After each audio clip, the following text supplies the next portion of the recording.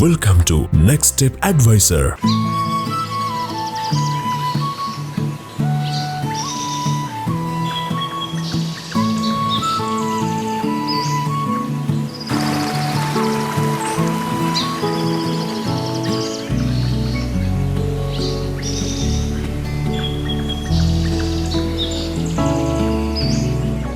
හරි අදත් next step advice තුලින් අපි ඇවිල්ලා තියෙන්නේ ක්‍රයිස්ට්චර්ච් බොටනිකල් ගාඩන් එකට.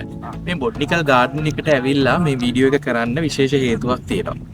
ඒ තමයි අපි දන්නවා මේ ස්ටුඩන්ට්ස්ලා හැටියට ඔයාලා නිව්සීලන්ඩ් වලට ආවහම ගොඩක් වෙලාවට ස්ටඩීස් වලටයි වැඩ කරන්නයි විතරයි ඔයගොල්ලෝ ගොඩක්ම ෆෝකස් කරන්නේ. ඒ වුණාට ඔයාලගේ මෙන්ටල් හෙල්ත් එක ගැන ඔයගොල්ලෝ ඇත්තටම සලකනවා අඩුයි.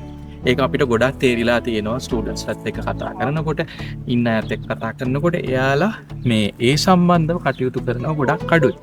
ඒ හින්දා තමයි අපි මේ ගාඩන් එකට ඇවිල්ලා ඒකේ වැදගත්කමයි මේ ගාඩන් එකෙන් ඔයාගේ මෙන්ටල් හෙල්ත් එක ඉම්ප්‍රූව් කරන්න පුළුවන් දේවල් මොනවද කියලායි පෙන්වන්න තීරණය කරේ.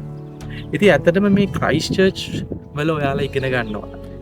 ක්‍රයිස්ට්චර්ච් වල ඇත්තටම යුනිවර්සිටිස් කීපයක්ම තියෙනවා, පොලිටෙක්නික්ස් කීපයක්ම තියෙනවා. ඉතින් ඒ වගේ ඉගෙන ගන්නවා නම් මේ බොටනිකල් ගාඩන් එකට එන්න පුළුවන් ඔයාලට හරිම ලේසියෙම. මේක හරිය සිටි සෙන්ටර් එකේ තියෙන්නේ.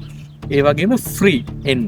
ඔයගලන්ට ඇවිල්ලා පාක් කරන්න නම් පොඩි ගාණක් ගන්නවා වාහනේ කියනවා නම්. හැබැයි බොටනිකල් ගාඩන් එකට එන්ට්‍රන්ස් ෆ්‍රී. ඔයාලට දවසම මුළු ෆැමිලි එකත් එක්කම ඇවිල්ලා එන්ජොයි කරන්න පුළුවන්.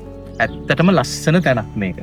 ඉතින් ඔයා බලන්නකො මේ මෙතන වටපිට බැලුහම් පේනවා මේක බොහොම ලස්සනට ලෑන්ඩ්ස්කේප් කරලා ඒ වගේම ලස්සන ඇලක් මේක වටේම යනවා. ඒ වගේම මෙතන ගොඩක් අය ඇවිල්ලා බාබිකියු හදාගෙන කනවා. එහෙම නැත්නම් ගෙනල්ලා පොඩි තැන් තැන්වල පැදුරු දාගෙන සින්දු කියනවා. ඊළඟට එතන ඒවයි වාඩි වෙලා රිලැක්ස් එකේ ඉන්නවා. සමහර අය ජොගින් කරනවා. සමහර අය පොඩි පාටි දානවා.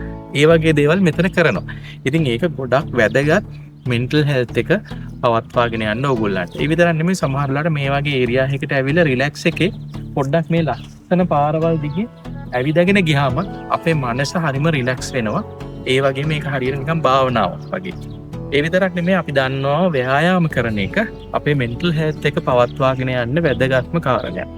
ඉතින් අපි දැකලා තියෙනවා ගොඩක් වෙලාවට ස්ටුඩන්ට්ස්ලා ස්ටඩි වලට විතරයි ගොඩක් වෙලාවට ෆෝකස් කරන්නේ.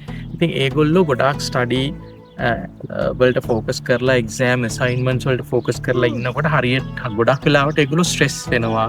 ඒ වගේම ඒගොල්ලන්ට ડિප්‍රෙෂන් වගේ මානසික රෝගත් එනවා අපි දැකලා තියෙනවා. ඒ විතරක් නෙමෙයි ඊළඟට එයාලගේ වැඩ කරන තැන්වලදීවත් ඒගොල්ලන්ගේ වැඩ වැඩි වුණාම අධ්‍යාපන කටයුතුත් එක්ක ඒක හරියට බැලන්ස් කරගන්න බැරි වුණාම ගොඩක් වෙලාවට ඒගොල්ලොන්ට මේ මානසිකව ඒක දරා ගන්න අමාරු තත්වයකට පත් වෙනවා ඇතම් අවස්ථාවල අපි දැකලා තියෙනවා. ඒ හින්දා තමයි මෙතෙන්ට ඇවිල්ලා මේ වගේ තැනක් එන්ජොයි කරන එකේ තියෙන වැදගත්කම.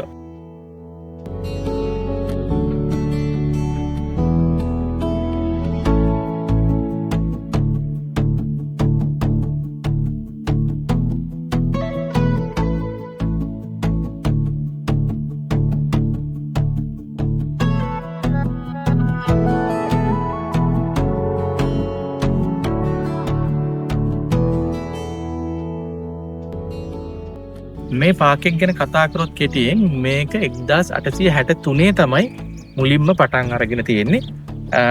ඒක ඇත්තටම විශාල ප්‍රදේශයක තියෙනවා. හෙක්ටයාර් 21 වගේ ලොකු ප්‍රදේශයක මේ පාක් එක සිටි එක මැද්දේ තියෙන්නේ.